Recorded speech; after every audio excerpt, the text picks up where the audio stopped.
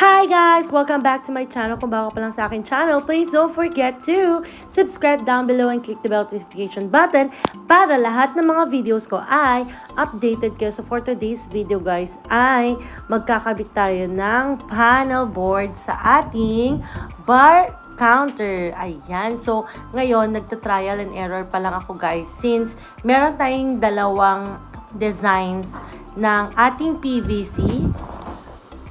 Kaya naman, tinitignan ko pa lang kung ano ang babagay dito, kung yung marble design na PVC or yung ating, ano bang tawag dito, yung white and gold na panel.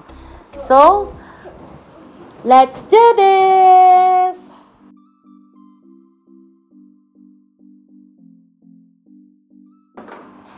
So, FYI guys, itong ating panel board is nasa 200 pesos each.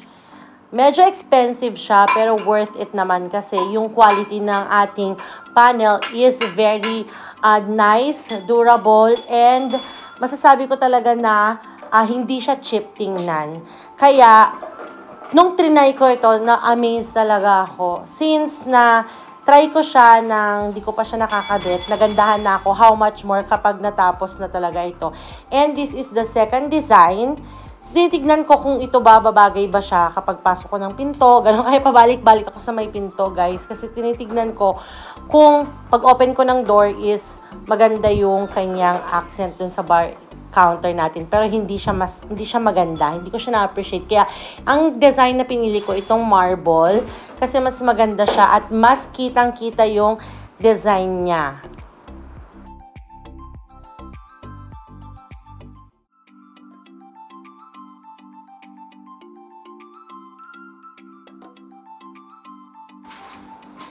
And sa shop din na pinagbilihan ko nito, dun din ako bumili ng kanilang pandikit. So, ang dati kong ginagamit is no nails, guys. Pero, trinay ko itong pandikit na mabibili mismo sa store nitong ating seller. And napansin ko, super dali niyang ikabit. Super dali niyang matuyo. Kaya, mas madali siyang kumapit. Unlike nung no nails, talagang ang tagal ko bago siya maidikit. So, ito guys ay pinopokpok ko ng husto para at least ma-absorb nung wall yung ating panel board.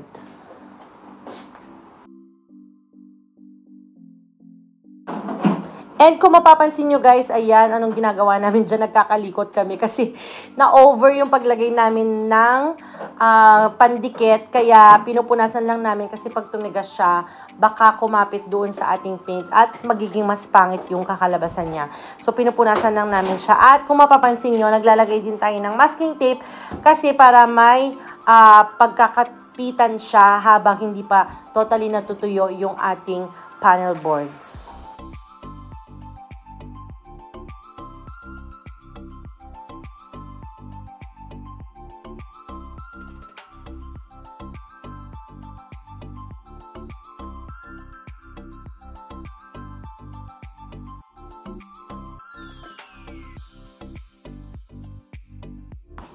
So, kung mapapansin nyo guys, ayan, pinagdidikit-dikit ko muna kasi meron siyang design.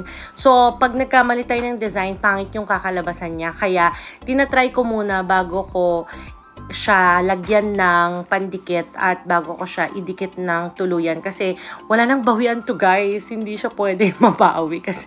Kasi papangit siya kapag natanggal natin siya na nalagyan na siya ng pandikit. So, ayan. O, ako naman ang naglalagay ngayon. Actually, this pandikit is fixed. Ayan, nakikita nyo naman, obvious guys. At para lang din akong naglalagay ng ketchup at mayonnaise sa hotdog. Hotdog buns. Ayan, tignan nyo naman, di ba? Very organized. Very, very linis ng gawa ko. O, yan. O, tignan mo, wala nang lumalabas kasi hangin na siya. O, diba?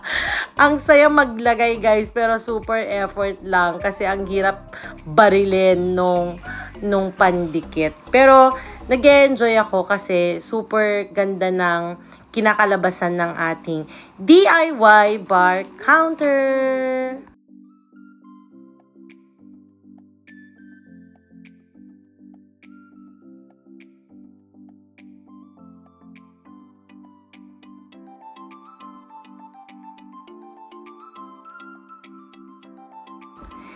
And kung mapapansin nyo, meron siyang ganito, parang yan yung mag-coconnect sa kabilang panel. O, diba? Nag-lock siya. Ganun siya, guys. Kaya parang akala mo, dikit-dikit siya. Very perfect yung itsura niya. Akala mo isang buong panel board siya, pero hindi. Kasi may lock talaga siya na magkoconnect sa kanilang dalawa. O diba, may patalastas tayo for today's video. Si Baby Oz. Crying, crying, baby.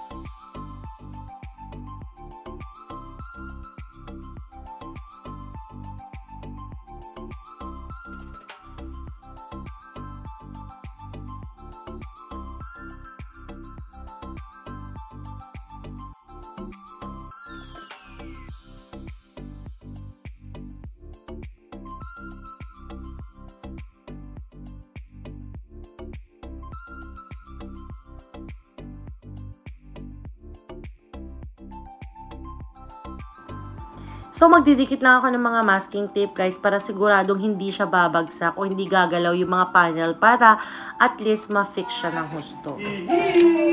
And, tanggalin na natin!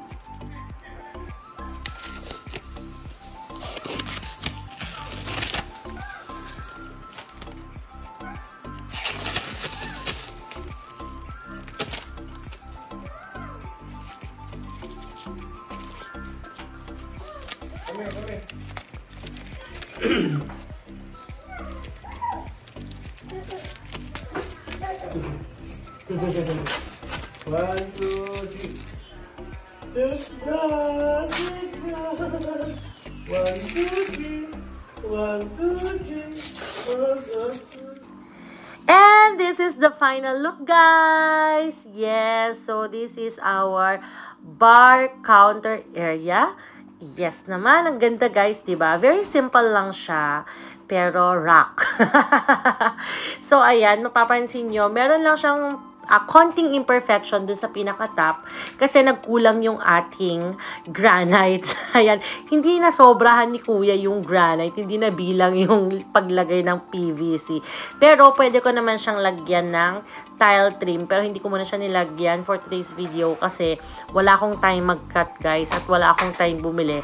Pero ito muna yung ginawa ko, tinapos ko muna siya lahat. And tingnan nyo naman, very nice, very perfect yung kanyang design. May iba't ibang designs pa ito, guys, hindi lang ganitong marble type. Marami pang design dun sa ating seller. So kung gusto nyo mag-add to cart na kayo, mga sis. Ayan yung sinasabi ko sa inyong imperfections. Pero soon, aayusin natin yan. Hindi naman siya masyadong big deal. So, hindi ko na muna siya inayos.